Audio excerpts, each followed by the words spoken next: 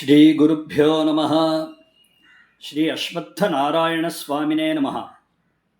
வழக்கம் போல சுலபமான முயற்சியில் பெரிய லாபம். அதாவது வரக்கூடிய திங்கட்கிழமை ஜூன் 15ஆம் தேதி ஆனி 1ஆம் தேதி அமாசோமவாரம் அப்படின்னு திங்கட்கிழமையும் அமாவாசையும் உதயத்தில் அமாவாசையும் சேர்ந்த நாள்.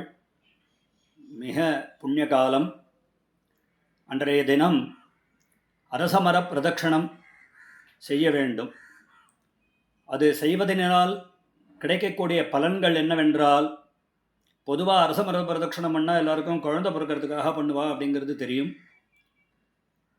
இந்த அரசமரம் பிரதட்சணால் கிடைக்கக்கூடிய விஷயங்கள் என்னவென்றால், குழந்தைகளுக்கு நல்ல புத்தி, படிப்பு, முக்கியமாக எல்லோருக்கும் ஆரோக்கியம், சுவாச ரீதியான ஒரு வியாதிகள்லாம் விலகி முழு ஆரோக்கியம் கிடைக்கும், நல்ல புத்தி கிடைக்கும், சந்ததி வேணுங்கிறவாளுக்கு சந்ததி குழந்தை பாக்கியம் கிடைக்கும், விவாகம் வேண்டியவாளுக்கு விவாகம் பிராப்தியாகும்.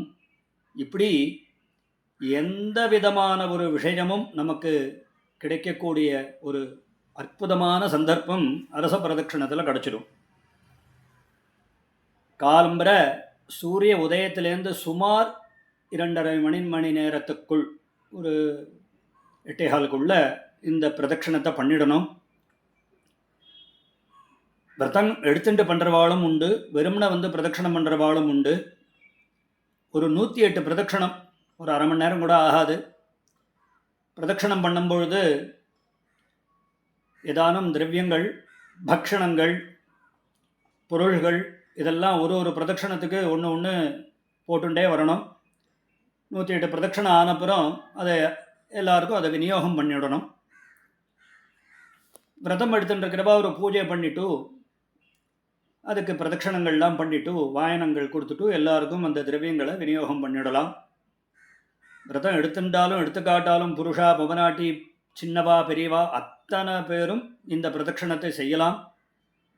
எல்லா மனுஷியாலும் ரொம்ப சுலபமாக எல்லா பாக்கியத்தையும் அடையிறதுக்கு பிரம்ம விஷ்ணு சிவஸ்வரூபமாக இருக்கக்கூடிய அரசமரம், அதில் வேப்பமரத்தோடு கூடி இருக்கணும். அதற்கு விவாகம் நடந்திருக்கணும். அரசமரத்துக்கும் வேப்பமரத்துக்கும் கல்யாணம் பண்ணியிருக்கணும். அப்படி இருக்கக்கூடிய மரத்தை பிரதட்சணம் பண்ணணும். வெல்லமும் எள்ளும் இல்லை எள்ளு பொடியோ அதை சேர்த்து மரத்தடியில் வச்சு புஷ்பங்கள்னால அதுக்கு பூஜை பண்ணி மரத்துக்கு அஸ்வத்த நாராயண சுவாமினே நமஹ கிருசரம் நிவேதயாமின்னு சொல்லிட்டு பண்ணலாம். அப்பம் பண்ணி நைவேத்தியம் பண்ணலாம். மற்ற பக்ஷணங்கள் எது வேணாலும் பண்ணி அதை சுலபமாக ஒரு பாக்கியத்தை அடையிறதுக்கான வழி இது. எல்லோரும் வரக்கூடிய திங்கட்கிழமை அன்று அமாவாசை சேர்ந்த அந்த நேரத்தில் அரச பிரதட்சணம் செய்து ஆரோக்கியத்திலிருந்து அனைத்து ஐஸ்வர்யத்தையும் அஸ்வத்த நாராயண பிரசாதத்தினால் நாம் அடைவோம். அஸ்வத்த நாராயண சுவாமினே நமஹ. மூலத்தோ பிரம்மரூபாய, மத்தியத்தோ விஷ்ணுரூபிணே, அக்ரத சிவரூபாய, விருக்ஷராஜாய தே நமஹ. இந்த மந்திரத்தை சொல்லி பிரதட்சணம் பண்ணலாம். இல்லை அவாவாளுக்கு என்ன மந்திரங்கள் ஸ்லோகங்கள் தெரியுமோ எதை வேணாலும் சொல்லி அரசமரத்தை பிரதட்சணம் பண்ணலாம். பிரதட்சணம் பண்ணும்போது முக்கியமாக இதில் குறிப்பிட்டிருக்கா, வேகமாக பண்ணக்கூடாது. நிறைமாத கர்ப்பிணி எப்படி மெதுவாக நடப்பாளோ அந்த மாதிரி நிதானமாக பிரதட்சணம் பண்ண வேண்டும். மழை பெய்து அந்த அரச மரத்துலேருந்து ஜலம் நம்ம மேலே படுற மாதிரி இருக்கிற பட்சத்தில் அந்த சமயத்தில் பிரதட்சணம் பண்ணக்கூடாது.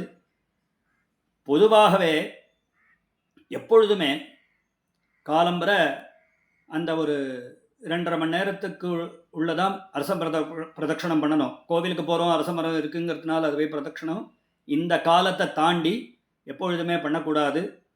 காலம்பர அதற்கான நேரத்தில் உதயத்துக்கு முன்னாடியும் கிடையாது, உதிச்சப்புறம் 2.5 மணி நேரத்துக்கு அப்புறமும் கிடையாது. அந்த ஒரு காலத்தில் நம்ம அரச பிரதட்சணத்தை பண்ணி எல்லோரும் பிரம்ம விஷ்ணு சிவஸ்வரூபமான அஸ்வத்த நாராயண சுவாமியோட பிரசாதத்துக்கு பாத்திரர்களாக ஆவோம். ஹரஜய நமஹ.